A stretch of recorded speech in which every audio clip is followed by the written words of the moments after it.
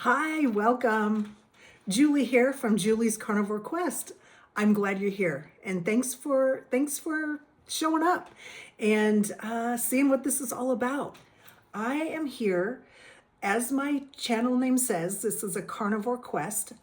May 1st, I decided to go back to eating carnivore 100%. I first found carnivore in 2022 and had great results with it right away. And but carb addiction, as all addictions do, take hold, and it's a cycle that can be really, really hard to get out of. And earlier this year, I decided that enough is enough, right? And I wanted to finally go back carnivore again and start to heal my body from all the little things that are so very annoying to me, especially as I've gotten older. And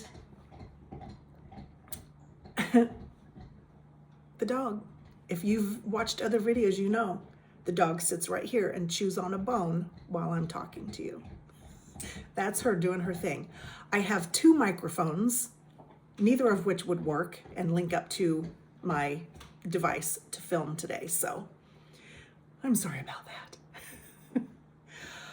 So yesterday I had the privilege of being interviewed by Dave on his YouTube channel. He posts so many videos. I don't know how many interviews he does a day, but it's an impressive amount, I have a feeling. And I had a chance to talk with him about my carnivore journey so far, these last, 5-6 weeks?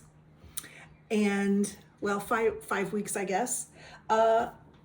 Even though throughout the whole, I'm kind of a hot mess, right? Like, again, if you've watched my videos, you know, my brain goes jumping sometimes to different sort of topics, even though they're all related, I promise.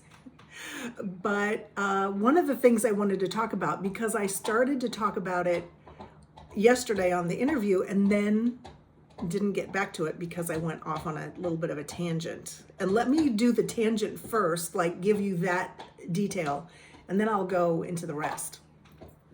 So one of the things that he asked was if I was giving someone advice on how to start eating carnivore, what would I say? And I started, and I said, really, you have to know yourself to begin.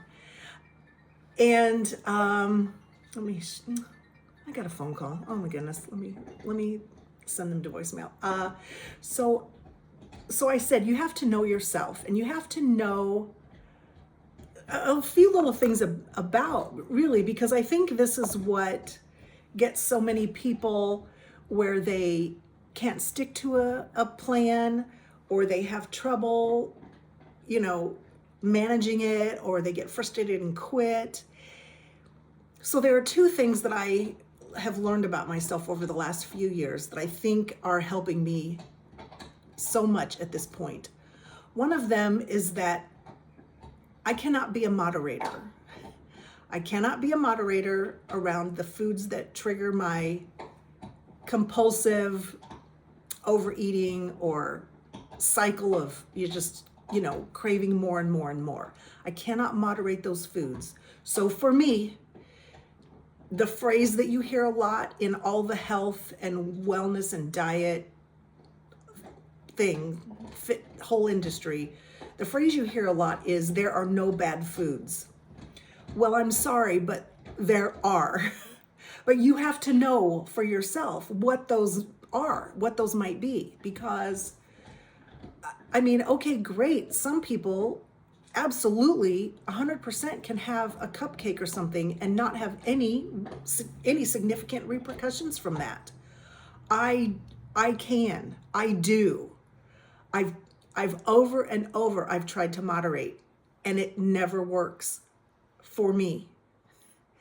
So for some people it will work. If you can moderate, great. But a lot of us who are struggling to stay on a plan, struggling to lose weight, struggling to get off the cycle of carbs, because we wake up every day craving. We cannot moderate that. We have to understand that our brains, our bodies, that is with, like, I don't have an ability to do that any more than I would have an ability to, do any, like, just think of any skill or any behavior, like I can't, just because I want to doesn't mean I can. I want to moderate. I cannot. So I have to be an abstainer. And once I sort of came to that realization and am trying to make peace with it, I'm doing really well right now. Like, I've had 36 days carb free. 36 days. I'm happy about that. But if I had a bagel or a cupcake or a Pop-Tart or something, at this point, it would send me right back into that same cycle. I mean, it would. I am not cured from that at this point. And I really want to heal my body, so I don't feel like that's something I want to do. I feel like if I have something and try to moderate, that it's just going to set me back further on my healing than it would, like, if I just stay the course for now, right? So I think you have to know that about yourself. Can you moderate or not? Like, there's lots of things, like if I went out to have drinks with friends, I could moderate that. I mean, I don't have that same compulsion to have another drink and another drink and another drink, like some people do. Those people have, alcohol abuse or alcohol addiction potentially. Or maybe they're just drinking enough that it's unhealthy for them and they don't recognize it. Like, that's how I ate for most of my life, not understanding that what I was doing was just perpetuating that cycle. I was trying to moderate. I was trying to do the things, don't cheat. It does not work for me, and it does not work for a lot of us. And we have to just make peace with that on some level in order to see any traction in our healing and our health. And so I had mentioned that. And the other thing I had mentioned was there's a book by Gretchen Rubin. Now, there's several books. She's written several books. Okay, let me just say that. I really have liked them all. But the two that one of them was the one about moderating or abstaining. And I think she even mentioned that in the book I'm about to tell you about. So there's a book called The 4 Tendencies. And again, this talks a little bit about, like, what is our natural personality tendency. And there are 4 types: upholder, rebel, questioner, and obliger. Upholders are pretty rare. Those are the people who you will hear say, oh, I just decided to do blah, blah, blah, and I never had a problem with it ever again.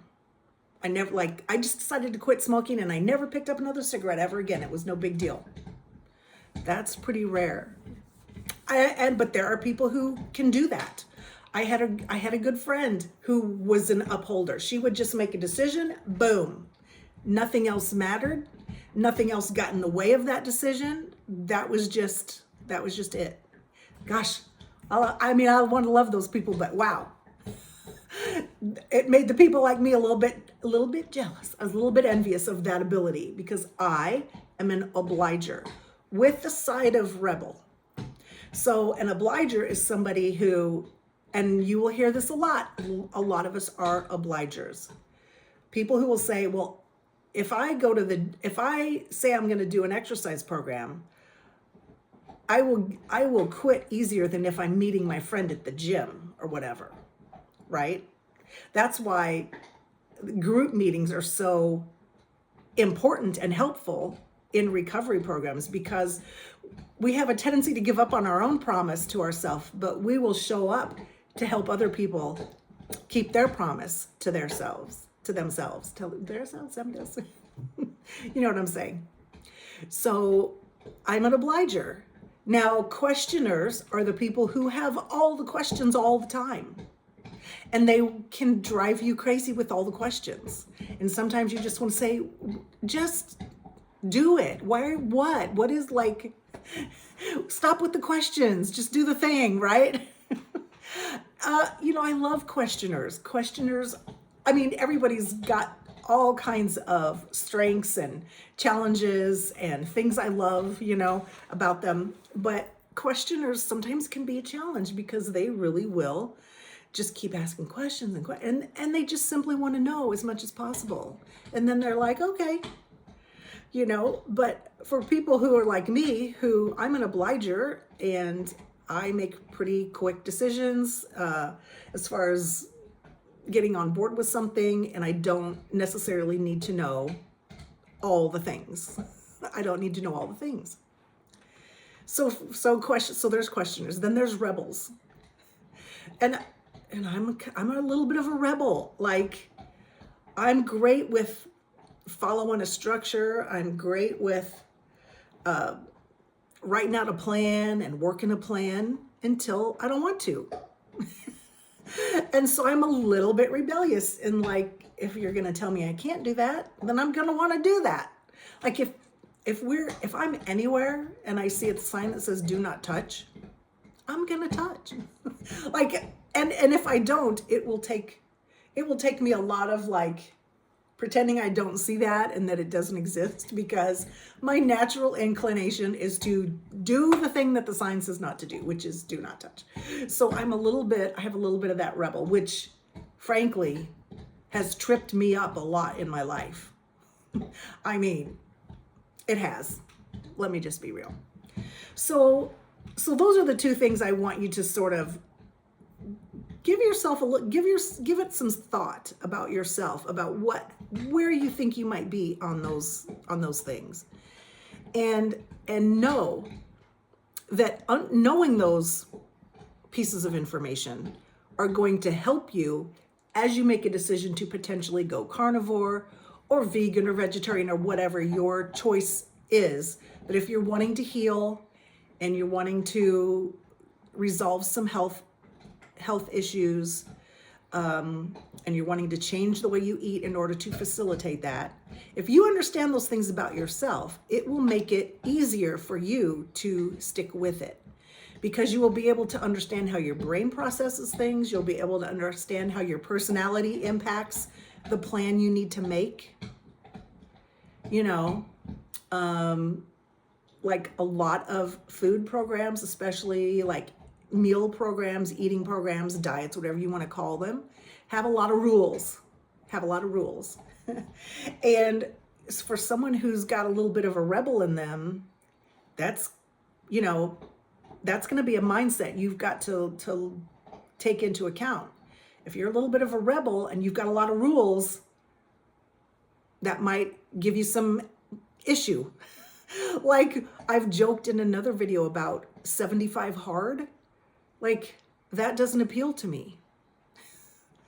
I don't want to do 75 hard. I think it's great that a lot of people do it. I do almost all the things. But I'm not going to do 2 workouts a day, and I'm not going to do one of them outside, especially if it's like 20 degrees with a wind chill. I'm not doing it. I'm not. So that's my rebel. That's my rebel saying, I'll do all 9 things and it'll be great, but I am not doing that. So again, for some people, they love that challenge of pushing through it. I'm just not that way. That doesn't give me any kind of feeling. Like, it doesn't give me any kind of a charge or any kind of a, ha ha ha, I did it. Like, for me, it's just like, no. So that's why I know that 75 hard is not going to be my jam. 75 medium. I would do 75 medium. I do it all the time. Basically every day is 75 medium. because I do the one workout or the one, you know. Anyway, but know yourself and know that if you want to go carnivore, then that's going to be, you know, a pretty big change from what most of us generally do. Back in the day, I had great success with Atkins, and even in 2022, when I did carnivore for 4 months, I had great progress at that point. But here's what I've noticed this time so far is that even though I've been sticking to it really good, the healing that I've noticed so far, while I've had healing and I can see changes and differences, has been slower this time. And so I think that's a reflection of how when I went back to eating the standard American diet and all those carbs, how much more damage I have done to myself in these last like 3 years. So that where I'm starting now is not where I left off in 2022. I'm starting even farther backwards as far as health issues. And I will do a whole video talking about all the health things more specifically. I have a list that I've written down because I've seen so many videos of all these folks in these carnivore space, and there are many of them, and I know I've posted a few names, but there are so many more, and I will put some more of those in the description, and I would encourage you to go look at those. But so many of the things that these people are sharing that they have healed from are all complaints that I have, and they're not significant enough to be like a critical diagnosis at my doctor's office. She's going into her kennel. But they are things that have annoyed me for years and years. And listen, I want to live to be 100. So I want to live these next 40 years feeling good, being healthy enough to do the things I want to do. I don't want to live 40 more years feeling like I do now, or I did 6 weeks ago or 5 weeks ago. That would not be a good 40 years. I want to live a good 40 years being vibrant, mobile, flexible, strong, with stamina, without aches and pains, without other issues, right? That's what we want. That's what we want. So know those things about yourself and understand that you may have to adjust according to your natural, like the way your personality is, and that doesn't make anybody's tendencies or personality wrong at all. That just means that what is a plan that works for your best friend may not work for you exactly as it is. But really, the first thing I would suggest, if you're wanting to start carnivore, is to, is to just cut the junk food and soda. Just start there. Start there and let your body kind of ease into it. People who just cold turkey carnivore, and I did that, but you know, you can have some digestive issues and it might sneak up on you unawares and cause, you know. So just start with cutting out the junk food. Give yourself a couple of weeks to just like cut out the processed foods. Start cutting down on the amount of like bread and pasta type things and rice. Just go to eating whole actual foods. Instead of sweet potato fries, just eat sweet potato, you know. Instead of strawberry flavored things, just eat strawberries. Like, you know, just go into it and get rid of the highly processed, more junky stuff and eat the real stuff. Eat the real thing. And just increase your protein, because especially women, as we age, we undereat protein. So increase your protein and cut down on the other things. And if you're like me, I know you. We if you reach for the bread first at the restaurant, you're like me. Like if that's the first, but so cut down on those things and give yourself a couple of weeks to kind of transition. If you're getting off of soda, even diet soda, I will do a whole video on how I got off of soda 15 years ago, and or even longer. It's probably been longer now, but that you want to kind of wean yourself off of too. But you know, just go slowly, and start in the meantime. Start thinking, what are my favorite things that are animal based? What are my favorite meals that are mostly meat, protein, or a little bit of dairy, or how do I like eggs, or you know, whatever. Start kind of thinking about that, because those things that'll help you kind of get your mind in that game, right? And then think about this other thing, is that, are you a person who really likes food novelty? I don't really, that's not a thing for me. I like a little bit of variety, but really not. When I think about what I eat mostly over the last 5 weeks, I'm not bored of eating beef and eggs. Not at all. Not a lot. Not at all. I did get some shrimp and I thought, I love shrimp, but it turns out I really just like the cocktail sauce or the butter. I don't really like shrimp. Not by itself. I don't like fish of any kind. I mean, I've tried, but it's not my jam. If we're at a restaurant and you're ordering fish, or there's fish, like, you can have mine. I don't want it. But I will have the beef and a little bit of pork, occasionally chicken. Not even really a huge fan of chicken anymore.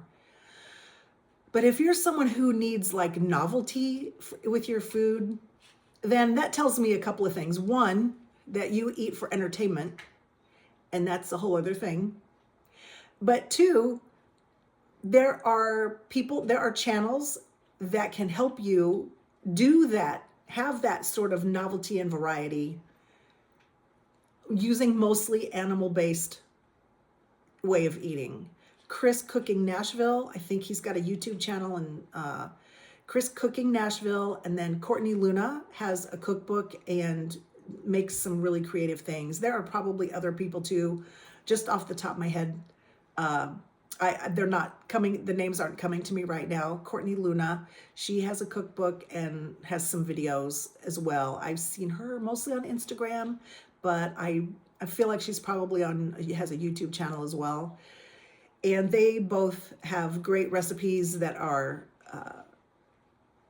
that will help satisfy that novelty, that variety for you, if that's something that you need and you get bored easily with your food. Like I said, that I don't at this point, but it's great to know that there are resources out there, especially if you want to make something for a cookout or a friend's party or a get together, and that you can make and take with you, that would be something that you would have on your plan, but that other people would enjoy as well, right? So so that would be my suggestions, to start off by cutting out the more junky stuff, which you're aware of what you eat that is not the greatest for you. Like, we're grown-ups, we know, even though we don't want to admit it, we know inside what we need to do with those foods, and then just go a little bit at a time. I think a lot of people have more success when they give themselves a time to transition, because making a lot of big changes really quick is great the first week or two, but then it gets to be tiring, and we have a day when everything is all off track and we just don't have any resilience to stick it out, or something happens and we're caught unawares, So if you sort of give yourself a transition period, I think that's really good for a lot of people. You know, I know for me, that's been an issue. If I tried to change too many things all at once, it just becomes too much. And if there's a day I've not had enough sleep or something has gone haywire and I just can't, then it's just real easy in those moments of fatigue to just go back, you know, go to a drive-through and get the French fries or whatever, right? So give yourself grace, give yourself a chance to transition. And I think that you will, you know, if you go into this thoughtfully and with a plan, then you will be successful. And so that's what I wanted to share. I didn't get to share all that with Dave last night, only because I was my brain was all kind of all over the place. I think that I will link to that interview down below, but it was a pretty hot mess. So I'm a little embarrassed about that, but I mean, it's whatever. It's whatever. But anyway, thank you so much.